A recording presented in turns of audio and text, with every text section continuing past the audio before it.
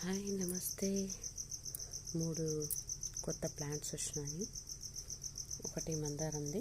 So దీంట్లో ఒకటి yellow and red కాంబినేషన్తో ఉండింది. ఇదైతే ఇంకా పింక్ అండ్ రెడ్ కాంబినేషన్. చాలా పెద్దగా ఎడుగుతాయి పూలు. చాలా బాగుంది కదా.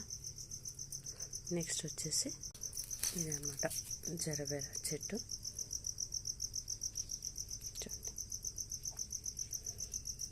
ఇది సో ఇది ఎల్లో కలర్ అనమాట. ఇంకా నర్సరీ నుంచి తెచ్చింది, నాటు కూడా నాటలేదు.